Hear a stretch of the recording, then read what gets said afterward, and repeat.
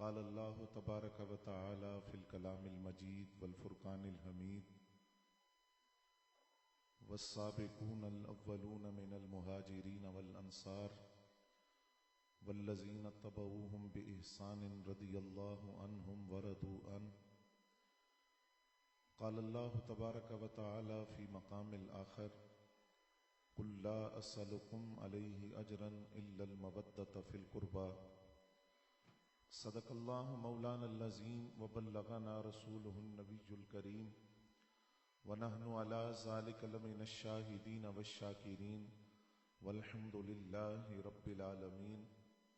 الصلاة والسلام عليك يا رسول الله وعلى آلك وأصحابك يا حبيب الله. الصلاة والسلام عليك يا رسول الله وعلى آلك وأصحابك يا حبيب الله.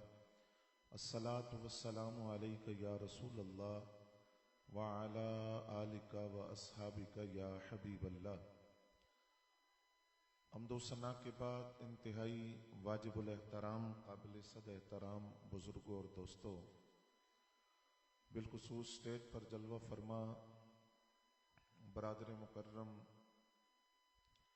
زینت محافل اہل سنت عزت مآب محترم جناب محمد عمران نقشبندی صاحب حافظہ اللہ، استاذ القراء حضرت علامہ مولانا قاری اسد چشتی صاحب، ثناخوان رسول برادر مکرم عاطف رضا صاحب اور دیگر سامعین ذی وقار، میں اپنی گفتگو کے آغاز میں ہدیہ تبریک پیش کرتا ہوں حسنین آصف بھائی اور ان کی پوری ٹیم کو کہ جنہوں نے بڑی محنت کے ساتھ، خلوص کے ساتھ، محبت کے ساتھ اس پروگرام کو منعقد کیا، اور میرے لیے سعادت در سعادت کہ حاضری بھی نصیب ہوئی اور چند باتیں آپ حضرات کی خدمت میں عرض کرنے کا موقع مل رہا ہے.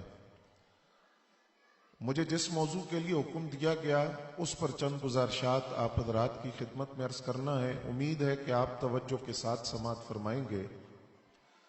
قرآن مجید فرقان حمید میں اللہ رب العزت نے بار بار اعمال کی طرف اپنے بندوں کو توجہ دلائی ہے کہ اعمال بجا لاؤ، اعمال صالحہ، نیک عمل بجا لاؤ. فرائض کے ساتھ ساتھ نیکیوں کا، نوافل کا حکم دیا گیا. لیکن ہم نے یہ بات ذہن میں رکھنی ہے کہ عمل اللہ تعالیٰ کی بارگاہ میں اس وقت تک قبول نہیں ہوتا جب تک کہ انسان کا عقیدہ درست نہ ہو. اعمال کی قبولیت کا دار و مدار عقیدے کی درستگی پر ہوتا ہے.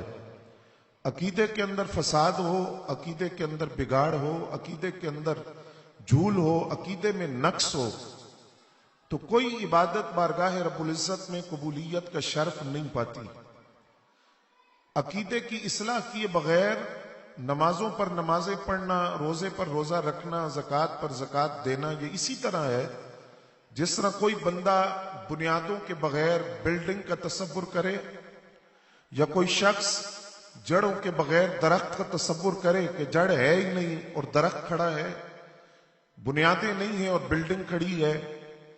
اسی طرح بغیر عقیدے کی عمل کرنا اس طرح ہے جس طرح کوئی بنجر زمین کے اندر بیج کاشت کر کے فصل کے پکنے کا انتظار کرے کہ فصل اگے گی، پکے گی، غلہ اور اناج حاصل ہوگا. تو بنجر زمین کے اندر یہ صلاحیت نہیں ہے کہ وہ نتیجہ دے. دل بنجر ہو، دل میں عقیدہ ہی نہ ہو، سارے ٹھیک ہوں اور ہر ایک کو مسلمان کا اور عاشق رسول کا اور عاشق اہل بیت اور عاشق صحابہ کا ٹائٹل دیا جائے، عقیدہ درست نہ ہو، عمل پر عمل کرتا رہے، دل کی بنجر زمین پر عمل کا بیج بو کر نتیجے کا انتظار ہی کرے گا، اس کا نتیجہ کچھ نہیں جب تک کہ اپنا عقیدہ درست نہیں کرے گا.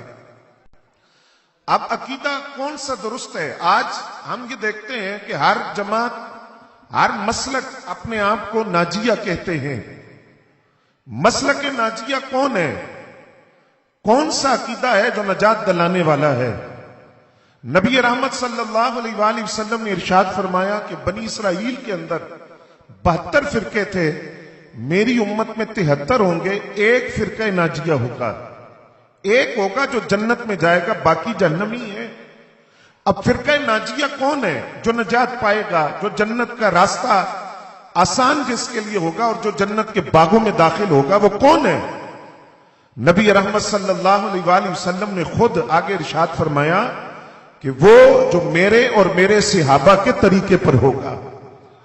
اب نبی علیہ السلام اور آپ کے صحاب کا جو طریقہ ہے، اس کو ائمہ مفسرین نے، محدثین نے، فقہاء نے اپنی تشریحات کے اندر اس کو کیا نام دیا؟ وہ عقیدہ جو نبی علیہ السلام اور آپ کے اصحاب کے طریقے پر ہے، اس کو کیا کہا جاتا ہے؟ فرمایا ہم اہل سنت والجماعت، انہیں اہل سنت و جماعت کہا جاتا ہے۔ اب اہل سنت و جماعت، آج ہم یہ بات دیکھتے ہیں کہ ہر ایک یہ دعویٰ کر رہا ہے کہ ہم سنی ہیں، اہل سنت و جماعت ہیں، لیکن اہل سنت و جماعت کون ہے؟ کن کے نظریات وہی ہیں جو اہل سنت و جماعت کے ہونے چاہیے؟ میں تفصیلی دلائل میں نہیں جاتا، ایک بات عرض کر کے اپنے موضوع کی طرف آتا ہوں۔ وہ بات حضرت امام زین العابدین رضی اللہ تعالیٰ عنہ، جو امام علی مقام امام حسین رضی اللہ تعالیٰ عنہ کے لخت جگر ہیں اور مولا علی المرتضیٰ شیر خدا رضی اللہ تعالیٰ عنہ کے پوتے ہیں، امام زین العابدین رضی اللہ تعالیٰ عنہ سے پوچھا گیا کہ اہل سنت و جماعت کون ہے؟ جن کو سنی کہا جاتا ہے، ان کی علامات کیا ہیں؟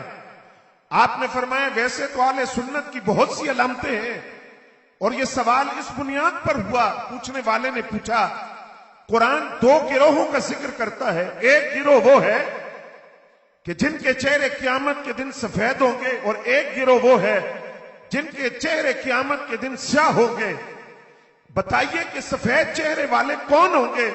تو امام زین العابدین رضی اللہ تعالیٰ عنہ نے فرمایا ہم اہل سنت والجماعت، وہ نورانی چہروں والے اہل سنت و جماعت ہوں گے۔ عرض کیا کہ یہ بتائیے کہ ان کی علامات کیا ہیں، ان کی نشانیاں کیا ہیں؟ فرمایا ویسے تو اہل سنت کی بہت علامتیں ہیں، بہت نشانیاں ہیں، لیکن اہل سنت کی ایک علامت یہ ہے کثرت الصلاۃ والسلام علی النبی الکریم، یہ اپنے نبی پر کثرت کے ساتھ درود و سلام کا نذرانہ پیش کرتے ہیں۔ ان کو اہل سنت و جماعت کہا جاتا ہے۔ اب اہل سنت و جماعت کے عقائد کے اندر بنیادی عقیدہ عقیدہ توحید، پھر عقیدہ رسالت، پھر صحابہ کرام کے حوالے سے عقائد، اہل بیت کے حوالے سے عقائد، اولیاء کرام صلحائے امت کے حوالے سے عقائد شامل ہیں۔ مجھے جو موضوع دیا گیا صحابہ اور اہل بیت کے حوالے سے اہل سنت کا عقیدہ، اب صحابہ وہ نفوس قدسیاں ہیں جن کے بارے میں نبی علیہ السلام نے فرمایا ان اللہ اختارنی واختار لی اصحابی، اللہ نے اپنے لیے مجھے چنا اور میرے لیے میرے صحابہ کو چنا۔ اللہ نے میرے لیے اپنے لیے جس دل کو پسند کیا، فرمایا وہ میرا دل تھا، اور میرے لیے اللہ نے جن دلوں کو پسند کیا، جن دلوں کو اللہ نے منتخب کیا، وہ صحابہ کرام رضوان اللہ تعالی علیہم اجمعین کے دل تھے، جن کو اللہ نے چنا، جن کو اللہ نے منتخب کیا، جن کو اللہ نے اپنی حبیب کی رفاقت، معیت، سنگت، دوستی اور یارانے کے لیے چنا۔ ان کا زہد، ان کا تقوی، ان کی شجاعت، بہادری، ان کی جرت، ان کی استقامت، ان کے عشق، ان کا وفا اور ان کی صداقت، زہد و برا کیا عالم ہوگا، یہ خدا ہی جانتا ہے کہ وہ صحابہ جن کو خود خدا نے چنا، ان کے عشق، وفا، محبت کا عالم کیا ہوگا۔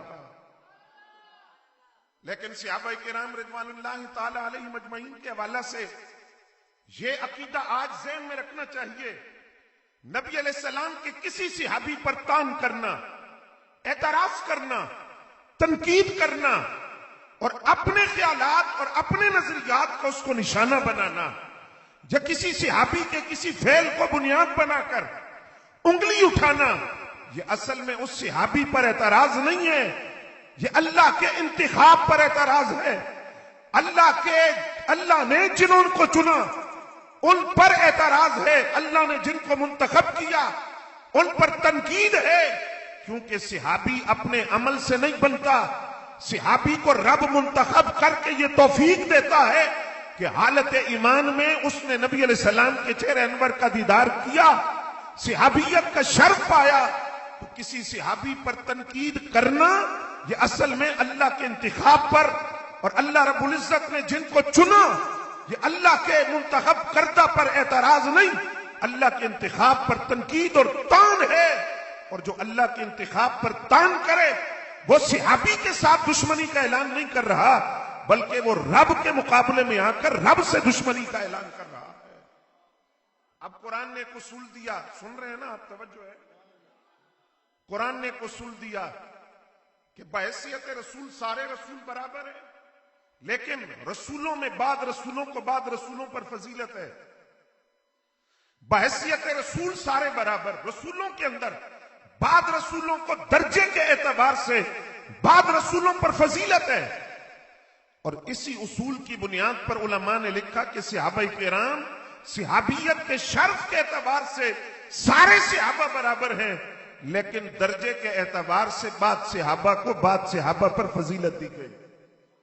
اب اس فضیلت کے دو معیارات ایک قرآن نے بیان کیا، ایک محدثین نے قرآن مجید کی اسی آیت کی روشنی میں بیان کیا۔ قرآن کہتا ہے کہ فتح مکہ سے قبل جو اسلام لائے وہ اور فتح مکہ کے بعد جو اسلام لائے وہ درجے کے اعتبار سے برابر، سارے بولے نا آپ، درجے کے اعتبار سے برابر نہیں ہے۔ کیوں؟ فرمایا فتح مکہ سے پہلے جو اسلام لائے ان کی مالی قربانیاں بھی زیادہ ہیں، جانی قربانیاں بھی زیادہ ہیں، انہوں نے اسلام کی خاطر مشقتیں دکھ مصائب زیادہ برداشت کیے۔ فتح مکہ کے بعد جو اسلام لائے ان کی وہ کیفیت نہیں ہے، ان کی قربانیاں وہ نہیں جو فتح مکہ سے قبل والوں کی ہیں، لیکن فتح مکہ سے قبل جو اسلام لائے اور جو بعد میں اسلام لائے درجے کے اعتبار سے برابر نہیں۔ لیکن اس بات کو بنیاد بنا کر کسی صحابی کی صحابیت میں شک نہیں کیا جائے گا، کسی صحابی کے وفا عشق اور محبت میں شک نہیں کیا جائے گا، کسی صحابی کے خلوص کے اندر شک نہیں کیا جائے گا، کیونکہ قرآن خود کہتا ہے درجے کے اعتبار سے برابر نہیں، لیکن وَكُلًّا وَعَدَ اللَّهُ الْحُسْنَى، قرآن کہتا ہے جنت کا وعدہ پہلے والوں کے ساتھ بھی ہے بعد والوں کے ساتھ بھی ہے۔ وہ پہلے والے بھی جنتی ہیں اور بعد والے بھی جنتی ہیں، سارے صحابہ جنتی ہیں، یہ عقیدہ قرآن نے دیا۔ اور درجے کے اعتبار سے دوسری تقسیم وہ ہے جو محدثین نے کی ہے۔ فرمایا کہ صحابہ کرام میں اگر نیچے سے آپ فضیلت کے معیارات کو شروع کریں درجے کے اعتبار سے تو پہلے نمبر آئے گا بیت رضوان والوں کا۔ کس کا؟ سارے بولیں ذرا بلند آواز سے، بیت رضوان والوں کا۔ بیت رضوان والوں سے اوپر درجہ آئے گا احد والے صحابہ کا، احد والے صحابہ سے اوپر درجہ آئے گا بدری صحابہ کا، بدری صحابہ سے اوپر درجہ ہے عشرہ مبشرہ کا، عشرہ مبشرہ سے آگے درجہ ہے 4 یاروں کا، اور 4 یاروں میں بھی ایک صحابی وہ ہے جو پوری جماعت صحابہ کے امام ہے۔ نبیوں رسولوں کے بعد کائنات میں افضل ترین ہستی اگر کوئی ہے تو اسے صدیق اکبر رضی اللہ تعالیٰ عنہ کہا جاتا ہے۔ یہ امت کا وہ عقیدہ ہے جو آج کسی محدث اور مفسر نے بیان نہیں کیا، یہ قرآن سے بھی ثابت ہے، نبی کے فرمان سے بھی ثابت ہے کہ صحابہ کے اندر سارے صحابہ کے جو امام ہیں، جو افضل الخلق بعد الرسل ہیں، انہیں صدیق اکبر رضی اللہ تعالیٰ عنہ کہا جاتا ہے۔ اب یہ صحابہ کے والے سے اہل سنت کا بنیادی عقیدہ میں نے عرض کر دیا۔ اس کے ساتھ اہل بیت اطہار، اہل بیت وہ ہیں جن کی محبت کو قرآن نے لازم قرار دیا۔ توجہ ذرا میری طرف رکھے۔ اہل بیت وہ ہیں جن کی محبت کو قرآن نے لازم قرار دیا، اور قرآن نے تقاضا کیا، قرآن نے بتایا کہ ان سے محبت واجب ہے، ضروری ہے، اور نبی علیہ السلام نے فرمایا میری اہل بیت کی محبت کو لازم اختیار کرنا۔ کل جب میدان حشر میں آؤ گے تو یہ اہل بیت کی محبت تمہارے لیے جنت کا راستہ آسان کرے گی۔ فرمایا اللہ سے محبت کرو اس لیے کہ وہ تمہیں نعمتیں دیتا ہے، مجھ سے محبت کرو کیونکہ میں اللہ کا محبوب ہوں، اور میری اہل بیت سے محبت کرو کیونکہ وہ میری اہل بیت ہے۔ اب سنیے مجدد الفسانی امام ربانی نے کیا لکھا۔ آپ فرماتے ہیں اہل سنت کے لیے لازم ہے کہ وہ اہل